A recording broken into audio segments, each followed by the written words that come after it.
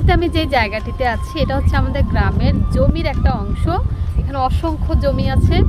তো অনেক বছর পর প্রায় 11 বছর পর এই জায়গাতে আবারও আসলাম। এখানে আসার পর সব থেকে যে জিনিসটা বেশি মনে পড়ছে সেটা হচ্ছে আমার নানুর কথা। আমার নানু যখন বেঁচে ছিলেন আর আমি যখন ছোট ছিলাম ক্লাস 5 পর্যন্ত, ওই সময়টাতে অনেক বেশি এসেছি ওনার সাথে।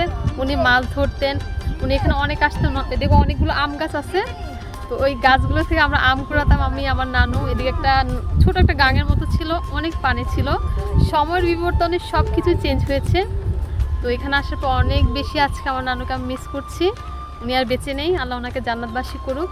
অনেক সুন্দর জায়গাটা।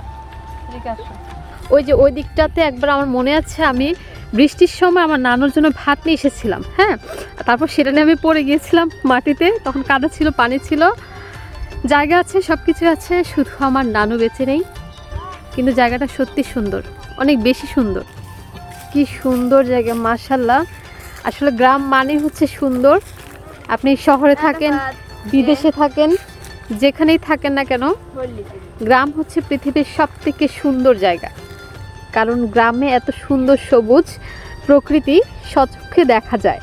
এত সুন্দর দৃশ্য পৃথিবীর কোথাও নেই। তবে যারা গ্রামে থাকে তারা আসলে অনেক ভাগ্যবান বা ভাগ্যবতী, যে প্রকৃতির বাতাস, প্রকৃতির সব কিছুই তারা উপভোগ করতে পারে। দারুণ না? এই যে দুই পাশে অসংখ্য ধান আর ধানের গাছ, এগুলো দেখার পর গ্রাম বাংলার ঐতিহ্য অটোমেটিকলি আপনার মনে প্রশান্তি এনে দেবে, যেটা আমার ভীষণ ভালো লাগে। আমি যখন গ্রামের বাইরে থাকি তখন অবশ্যই এই ধরনের দৃশ্য আমি অনেক বেশি মিস করি।